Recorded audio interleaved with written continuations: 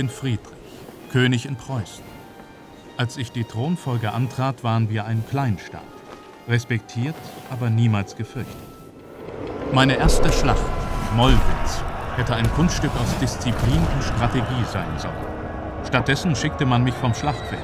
Und Generalfeldmarschall Schwerin, meines Vaters vertrauenswürdigster General, gewann an jenem Tag ohne mich. Mollwitz war meine Schule.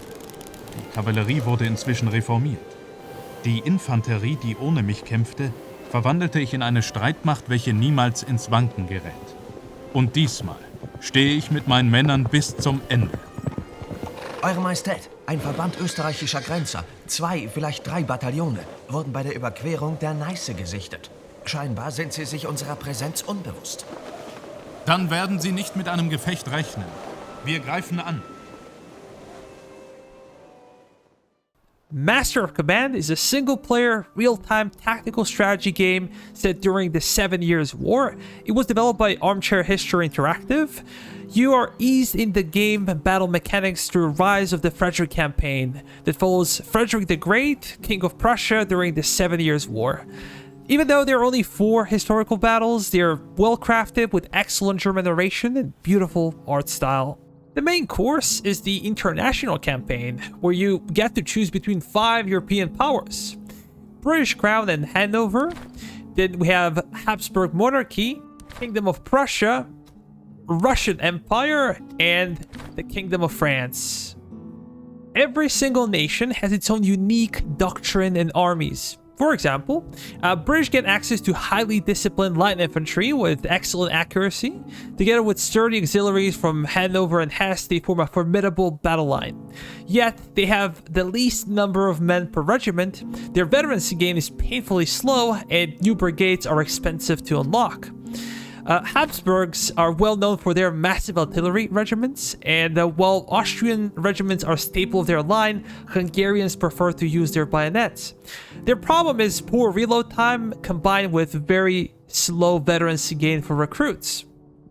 Prussians, on the other hand, have excellent infantry drills that allow them to be fast and nimble on the battlefield. Combined with good morale and unmatched reload time, they instill fear in the hearts of their enemies.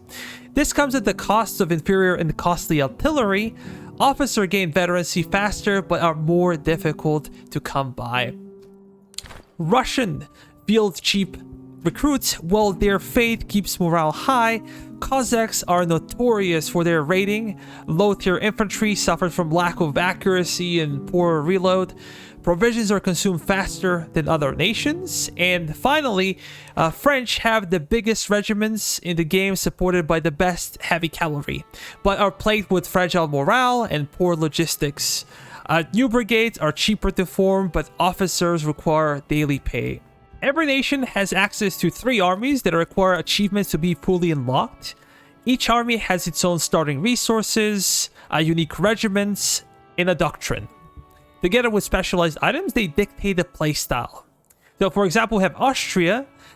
Their Crown Land Corps is centered around artillery. Then we have border troops that rely heavily on skirmishers, while Hungarian Vanguard depends on speed and ferocity of hussars. Regimental unlocks allow you to unlock or get access to highly specialized units through small achievements like Coldstream Guards, or the Royal Horse Guards, or maybe the Royal Welsh Fusiliers that you cannot really obtain during the normal campaign. Using campaign settings, you can add positive or negative modifiers that dictate the difficulty.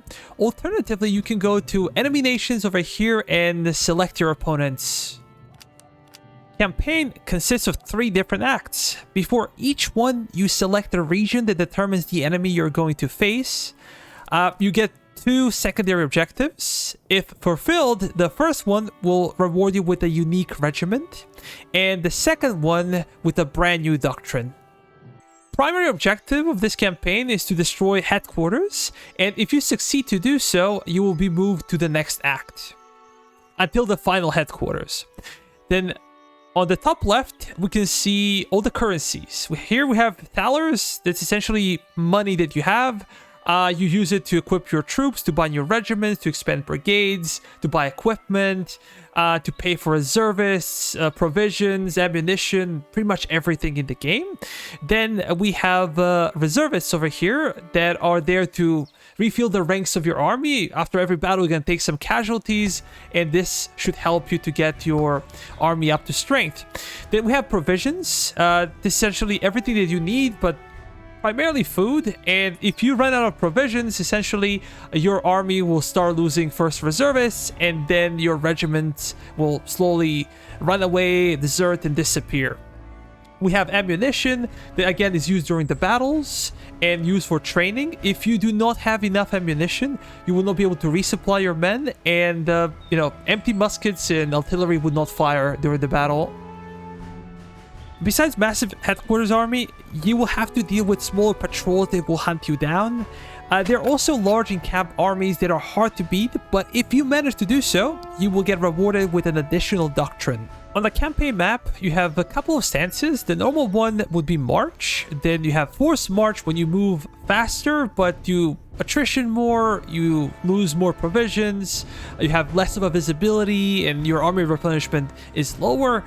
Then you have Raid, where you get more thalers, you get more provisions if you raid a settlement, but over time you can even destroy it. After you raid the settlement completely to the ground, you get essentially a couple of items, and you have a drill where you sit there and just drill for days. For as long as you have ammunition, you'll be good.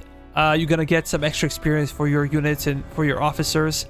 Then we have Forage, which will give you extra provisions, will give you campaign visibility, but will slow your movement down.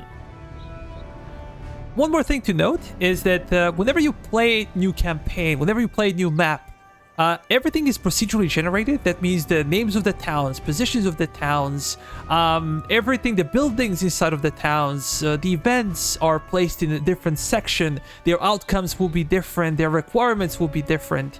Enemy armies that appear will be different in size and scope and skill. So whenever you play new campaign, it should feel fresh. Different events are scattered across the map. You will encounter convoys, battlefields, encampments, slums, outposts, forts, you name it. Each one is a story for itself and will grant you great rewards if successful, or potentially severe punishment if it fails. But by far the most important one are local towns. They come with their own specializations. As you enter any town, for example Dorchester, in the top right corner you can tell that there are specific buffs and debuffs. So this one would give you more items at the shop, and the debuff would be Brain Drain. Officers enlistable -2, and their cost would be plus 25%. Then you have a Town Square, which is where you usually sell a bunch of your equipment. You can see how much money town has and how much money you have in order to buy something. This is where you buy all the civilian items. They give you military buffs usually, but they're seen as civilian items. Then you can go to barracks. You can purchase some of the units, whatever you need, depending on their quality and experience. They can cost more or less. You can also check over here where their path leads. So that's pretty cool. Then we have Powder House. Powder House is interesting because you can buy some munition for your troops, for your artillery. You can buy like canister rounds. You can buy buckshots for your infantry or quarter shots. You can get like extra cartridges for like having more ammunition. You have grenades for grenadiers. You can have those earthworks, for example, that give you some cover from enemy fire or charge resistance. The same could be for those stakes. Then we have Gunsmith. Gunsmith is a place where you can buy different muskets. You can buy bayonets for your units. Then you usually can also find Foundry. Foundry is served to essentially buy different cannons. There are a variety of the cannons in the game. And then we have Staff College, which is pretty cool as well. It gives you specific treaties where you can get different buffs for your cavalry, for your infantry, for artillery, everything from accuracy to morale, melee combat to charge. It's neat. Literally every single item has 3 values. The same applies to the weapons. You have normal value, you have good value, you have excellent value. They change colors. Normal is kind of blank, then good value is blue, and excellent value would be gold. We have stables. This is where you can buy anything that's cavalry related. And of course, you have noble estate where you can buy your officers.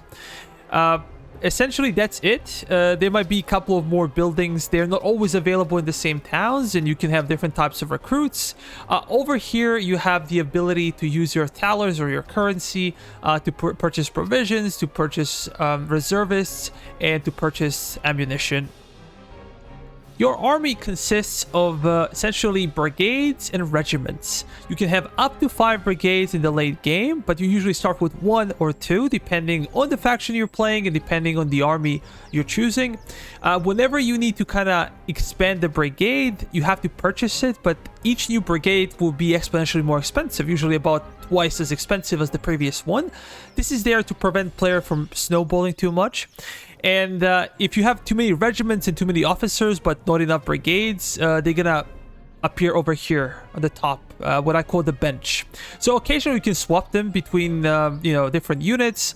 What is really cool is that sometimes you can reduce the number of men per regiment, and this will have an effect of giving you more reservists. So you can use it for some other more valuable troops, of course. I suggest you to kind of specialize your brigades because officers over time gain more experience. You can actually buy officers with a lot of experience, but the downside is that their experience points are kind of random, so sometimes they don't really go well with what you want them to do. So the best thing is to kind of grow officers over time, and just through battles and training they get experience. Unfortunately, my initial officer got killed in like a very unfortunate event, so we lost all the skills, but we purchased a new one, and hopefully he will get there. As you can tell, you can get up to 5 experienced traits for your officer. Then your officer during the battle will be with the 1st regiment of the brigade. That's the top left one. I usually put some of the sturdiest units there because they're less likely to break and shatter. This will make officer less likely to get killed during the battle, and I usually do not push those guys to the brink. They are there just to hold the line, and I send other units to go into melee and do some risky maneuvers.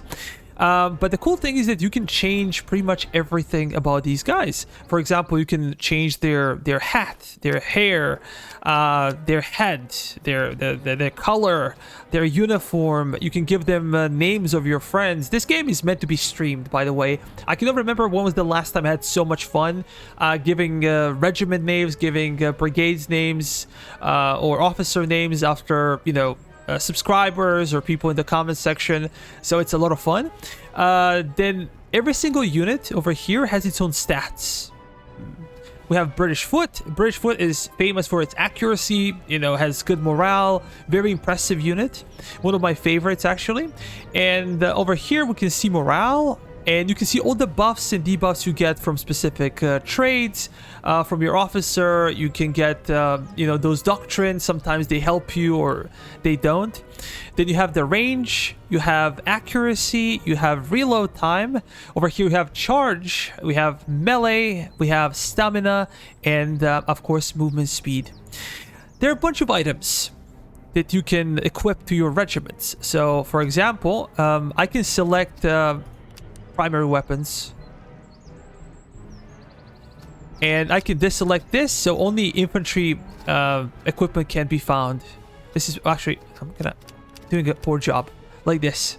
So now we all have all the muskets. We have carbines. Carbines can only be used for cavalry. You can use it, I guess, for infantry as well, but I would not recommend that. Like, carbines are really bad. They should exclusively be used for cavalry.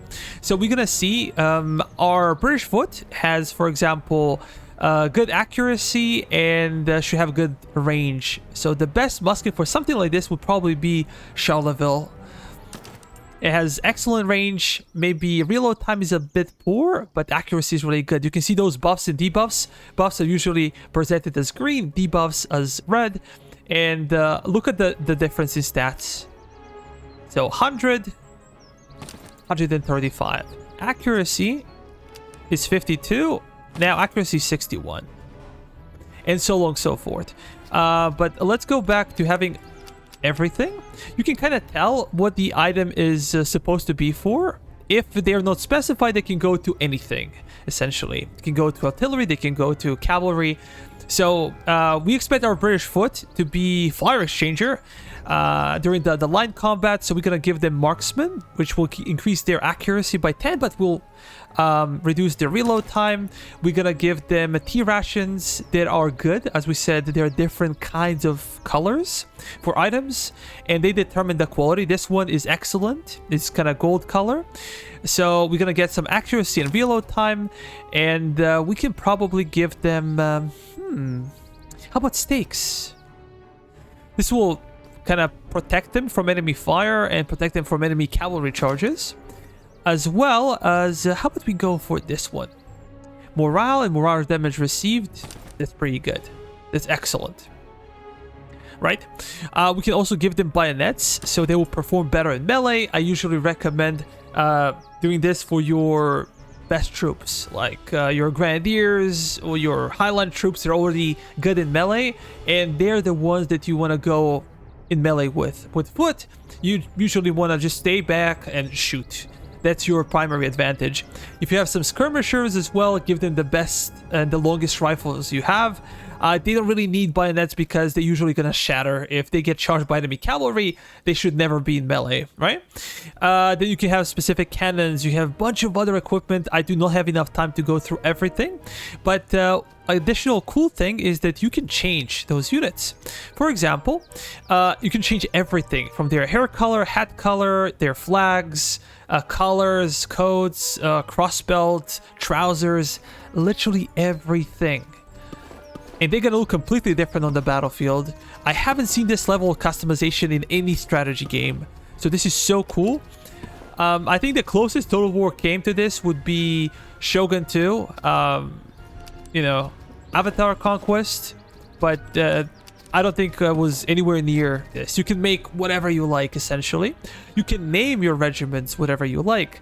Then you can go into flags. You have a bunch of emblems and a bunch of patterns, so you can do essentially whatever you like. You can change colors. It's absolutely phenomenal. Absolutely phenomenal. There's so much details to pay attention to in this game. They're adding more and more stuff to the game, so that's truly amazing. But essentially every single unit can get upgrades. Over time, you get veterancy through fighting or training, and you can become anything you like. Let me go to the redcoats. They are recruits, and as you can tell, once you get up to 4 experience points, these guys have only 1, you can become cavalry unit. You can go to Highland Foot. You can be British Foot. You can be artillery battalion. And essentially, the same applies to every single unit. You have... subsidy recruits, for example. These guys have their own tree of development. Literally every single army, every single kind of local recruit unit will have its own path, and that's so cool. You can occasionally hire mercenaries through events, like from France, from Russia. You can form them and shape them into whatever you feel like. So army management in this game is top-notch. As your troops gain experience and you upgrade them to higher tier, there's a bit of an issue. So after every battle, you're going to take casualties, and then you need reservists to fill the ranks. Well, this does not happen immediately. It takes time and days to kind of get those troops ready and train them to become part of your actual regiments. And the lower the skill level of the unit, it's easier to replenish them. As you can tell, those subsidy recruits, they get 112 troops replenished per day, while British Foot will get only 72. So British Foot's gonna have mid-tier unit. They have a yellow mark. If you have like a high-tier unit, they will have a red mark, essentially getting that to even lower degree. One legitimate criticism of this game would be small number of maps. Currently, I believe there are only about 10 maps or so. These maps are huge, that's true, and deployment zones will vary depending on the encounter, depending on the size of the armies and everything. But this is something to be criticized. Developers are working on new maps, and I think that eventually we're gonna get modding support for new map creation, which would be totally cool. Terrain plays a major role in the battlefield. So if we look at the urban areas, fences, forests, they will provide your units with cover. They will slow them down, but you're gonna have excellent cover in those places. Hills, on the other hand, if we look over here, they increase accuracy. Rivers, ponds, swamps will significantly slow down your troops, making them vulnerable to artillery or musket fire or counter charges. Their stats will go down when it comes to accuracy. I believe also reload time is affected. So like crossing rivers is possible even without a bridge, but very risky if you're in range of enemy artillery. Roads do the opposite. They drastically increase the speed of your troops. One, again, criticism would be that there are no choke points on the maps. I believe that's due to like AI training. Not exactly sure. I didn't ask, but I believe that's the case based off the Ultimate General experience that I had. Battles in this game resemble Total War with its gameplay. Hotkeys and UI are intuitive and easy to learn. Performance was excellent so far. I'm playing on 2K resolution, maxed out. There are instances where I had like close to 40k units on the battlefield, especially if you're fighting like late headquarters battles, and had no performance issues so far, which is great. There are some additional things that could be added. For example, there is no fog of war. Not sure if that's possible with the current engine that exists in the game, so units cannot really hide. They are where they are in the forest. They can always be seen. Creative criticism would be that battles end immediately. After the last unit breaks, you don't get a chance to chase down after the enemy or to marvel at your own success on the battlefield, to take screenshots of the casualties. So that's something that I don't like. There is a cinematic mode. I'm not sure if I can activate it right now. Yeah, I can. So that's neat if you want to enjoy the battle from that perspective. But I believe that player should be allowed to end the game on his own terms. That's just a creative decision. And in this section, we're going to talk about battle mechanics. Unfortunately, I cannot really show you all the footage because it would just take me too much time to record all the instances of battle mechanics, and I do not have enough time right now, so I truly apologize. I had some older saves, but the game's been patched again and again, and some of those saves are essentially, impossible to load. I would encourage you, if you're interested in seeing the game performance and everything else, I have about 50 hours worth of streams with different factions on my channel.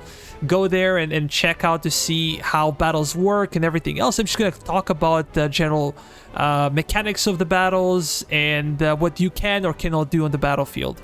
Infantry is the main protagonist in this game, while artillery and cav take supporting roles in its own fashion. There is a variety of infantry formations, actually 3 basic formations. You do not get a square formation, unfortunately.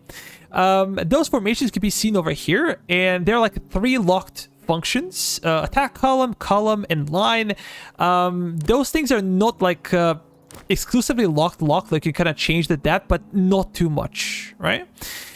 These formations are very practical. Sometimes during the battle, you can give your couple of units order to move. If I have grenadiers and I want them to charge, I will probably stick to this type of formation. And then if I just stretch out over here quickly, they would not change formation. Why is this important? We're going to soon talk about the effects formation have on movement, on charging, receiving fire. But one of the major reasons is also that whenever you change the formation of your unit, in order them to move, what they're gonna do is they're gonna first stop, they're gonna reshuffle, and only then gonna start moving. So you're gonna lose some valuable time.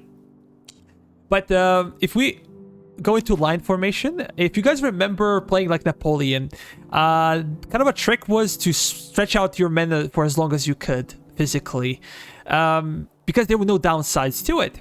And over here, there are big buffs. If you're stretching out like this, You are really good in fire exchange with enemy units. You're really good if you're getting fired upon by enemy artillery. They're not going to be able to do as much damage. But there are downsides. If we look over here at the charge bonus, it says formation bonus -10, and movement speed would be -6 for formation bonus. But if I change my formation into like a column, for example, look at this one. Formation bonus is plus 40%. That's a 46% difference in movement speed depending on the formation. Not only that this unit is actually very easy now to maneuver, but also if you need to switch the position, if I need to go like 90 degrees, it will be easier for me. But for line formation, it's so slow, so difficult to switch and rotate to a different position. It's so difficult to move, across the battlefield. Your unit's getting tangled with like with different debuffs from like forests or something like this. They will keep formation, that's not a problem, but they're gonna get slowed down significantly. So while moving, this is not a good formation to be in. Then if you take this type of formation, you're gonna have by far the best formation bonus, right? Look at this. Formation bonus +10. So if you want to charge, you use this type of thicker formation. Should be more of a column or something between column and a line. If you're exchanging fire, then a line is by far the best option. And if you want to move fast, then use full column formation. But there's a bit of an issue, right? Flanking fire in this game can be very bad for your units. It can be very bad for morale as well. Well, artillery will absolutely destroy you if they find you in this type of formation, especially those long field guns. They can balance their shots. It's a really scary thing. So there are always pros and cons with these types of formation. Keep that in mind, right? When it comes to actual fire, these guys by default fire volley. Volley fire, like everyone will fire, it will take forever for them to reload. Volley fire is very devastating on the enemy, but as I said, they're slow to reload. You do a lot of morale damage as well. Alternatively, you can get to fire by rank, but fire by rank has to be unlocked with specific nations and with specific officers. Once your officer that's in charge of a brigade gets this type of buff, then that will be by default. Fire by rank will allow you to have more of a sustained fire on the enemy. You're going to do more damage over time, but that type of shock and awe will not be as big as with volley fire. Alternatively, you're about to get charged by the enemy, like cavalry or line infantry, and you're not really there when it comes to reload. You can go over here and free fire. This will allow your units to fire on their own. Whoever is reloaded will fire, and you're gonna get some, morale damage to enemy unit, and gonna get a couple of kills, and then maybe you can charge back. Very neat. Additionally, you can go over here and take off or toggle off those bayonets. And look at the stats. Right now, we have accuracy 93, but our charging and our melee went down significantly. If I go back here, look, 25, 39, 84. So that's pretty neat, but do not, forget to toggle them back on if you're about to get into melee. You can also change ammo. For example, if you have, bucket ball, if you have quarter shot, you can click here and then just switch the ammo. If they're like almost reloaded or they're fully reloaded, when you click to switch ammo, these guys gonna have to reload again. So it's very realistic. Don't forget about that thing. Grenadiers can get access to grenades. The problem with grenades is that you have to get very close to use them, and I don't think they're that good right now. They might be patched. I don't know. They might be improved. I just think it's like very dangerous to get so close to the enemy unit before you toss those nades. There is even cavalry with grenades on, so it's really, really neat. When it comes to actually firing mechanics in this game, they're phenomenal. So, for example, if your unit is moving and not the entirety of the unit, arrived to the spot, they're gonna start firing. If you have like 70 or 80% of the unit positioned, they already start firing. And other guys, once they get into line, they're gonna fire themselves. So, excellent. Sometimes, if you look at this one, let's say that the subsidy recruits are the enemy over here, and you're maybe charging. You have grenadiers over here, and you just want to charge them in, and they get into this position. So British foot will still be able to fire those guys, but only half of the unit will fire. And only, you know, this half of the unit will be affected by that fire. It's really, really cool. The same comes to like flanking fire. You're gonna do more damage, and you're gonna watch like how guys only on this side are getting hit. So firing is extremely well done in this game. Well, also you can tell that the infantry has different formation. The better the ranking, look at this. If I have a blue line, these guys are kind of tighter in formation. Well, militia and those recruits are kind of, you know, weaker in formation. You can kind of tell the quality of the unit by just looking at their ranks. You can create up to 3 lines of fire in this game. So if you have a light infantry, you can deploy them in front of your line infantry. Then these guys will be able to fire. Line infantry will be able to fire on top of them. And then cavalry will be able to fire on top of the line infantry. But line infantry cannot fire over other line infantry, or cav cannot fire over other cav units. There are essentially 2 types of cav in this game, light and heavy. Light cavalry is usually responsible for chasing after enemy skirmishers or trying to kill enemy artillery due to its speed and, you know, insane charge bonus. But they do not exactly have sustained combat capabilities, and there's only 400 of them. Well, heavy cav has 600 men, and they're slower. Maybe their charge can be good, but their sustained attack is excellent. They can even go and charge enemy frontline troops. If it's kind of a medium cav, then you should go after kind of a medium line infantry.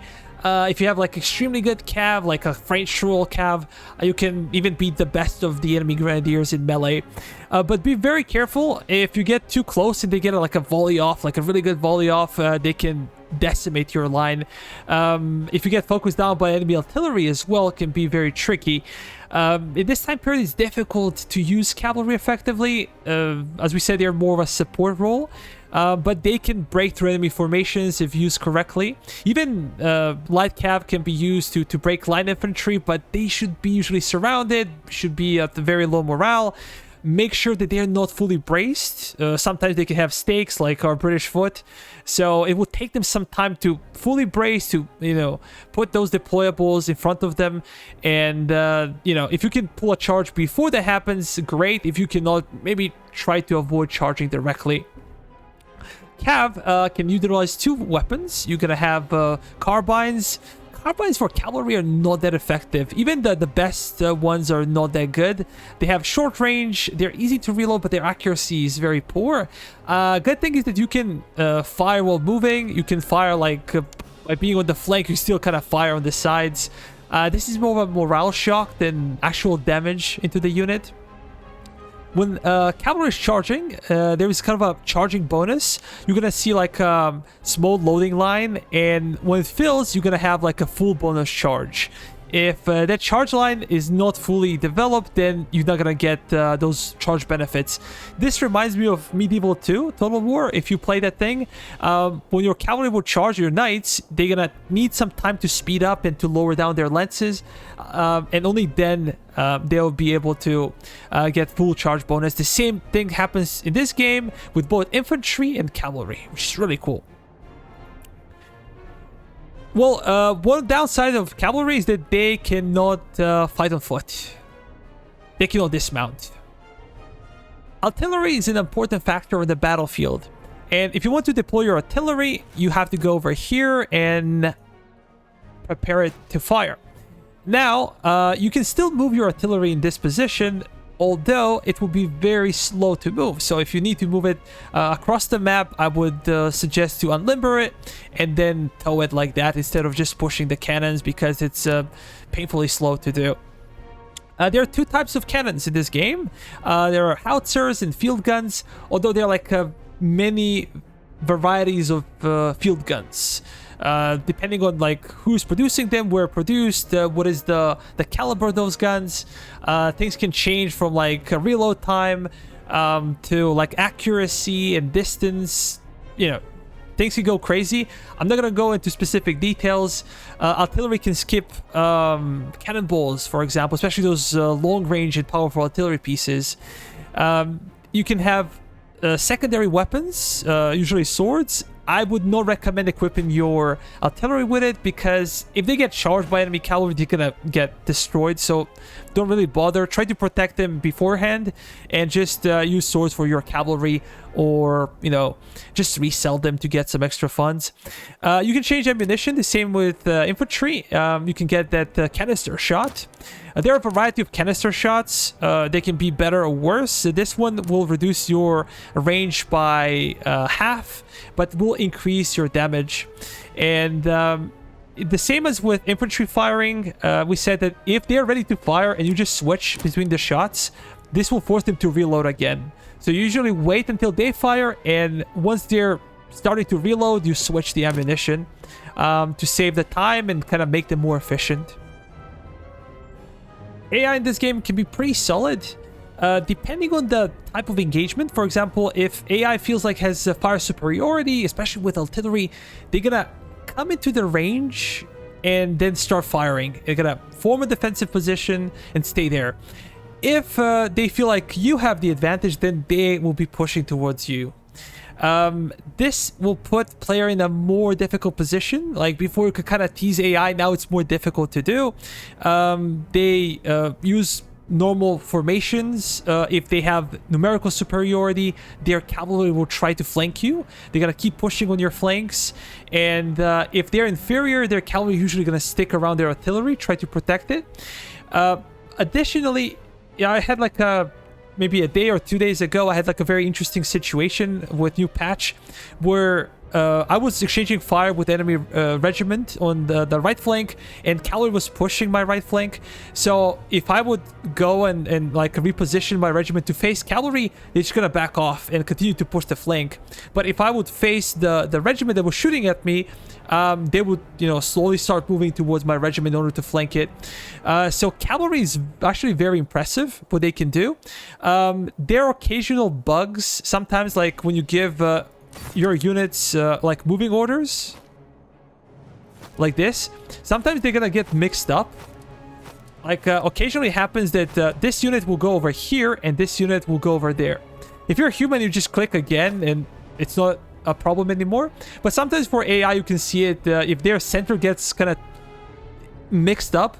I think that this is what happens. So a game can be sped up, or you can slow it down, whatever you prefer. But AI is pretty good. It cannot really read the terrain well. It would not like camp on top of a hill, or like find a foresty patch to form a line. They can focus on the player and player's positioning. They're really good at deciding, like, can they win melee fight with you, and they decide to charge, or like you know, just reform the line. They're pretty capable, I would say. They're not perfect, but pretty capable AI. Enemy artillery would usually focus fire on your most valuable troops. This could be your artillery, this could be your best line infantry unit, or your cavalry. They're programmed to avoid you know, skirmishers because they're difficult to hit. And once they're run out of you know, munitions, they will just pack their bags and slowly try to retreat off the battlefield. When it comes to bugs, this game is not perfect. And look at this now. So on the left edge of the screen, I have 2 units, 2 regiments, but I cannot select them for some reason. Only when I move like this, I'm able to select them. But now these guys are at the edge, and I can select them. So there are a few bugs here and there. I remember the other day on the stream, I had like a bug with an event where after the event, the game would just pause without my ability to unpause it. But I got out, came back the same exact place, and game was running normally. A lot of these smaller bugs, I think, are about to be fixed by the time you play the game. But I just wanted to mention that the game is not without bugs, and you should know that. When it comes to improvements to AI, when it comes to improvement to other things, they might or might not happen. I'm not sure how realistic this will be, but those smaller bugs should definitely be fixed. Fundamentally, this game is small in scope covers a short war where all the armies are built in a uniform manner, and yet all the factions feel completely different with unique playstyles. You can have 2 regiments of foot, but they can feel so different, starting from their appearances to their role in the battlefield, depending on experience and equipment. It focuses on army management and good battle mechanics. Developers did not try to do too much. What they did do was make a game with a lot of passion and attention to detail. What can be observed at every step of the way, from animations, customization, realistic and fun battles, all the way to music. All the models were handcrafted by an artist and no AI generated content was used. Game seems to run well on my machine, has a decent AI, and more importantly feels fun to play. This game is not a Total War killer, but it shows that there is a lot of interest in this time period, and if a massive creative assembly won't capitalize on it, small and talented teams will. I did my best to inform you about the state of the game. Before you decide whether or not to buy a game, go and play a demo on Steam. Watch other videos, live streams of the game, and make an informed decision.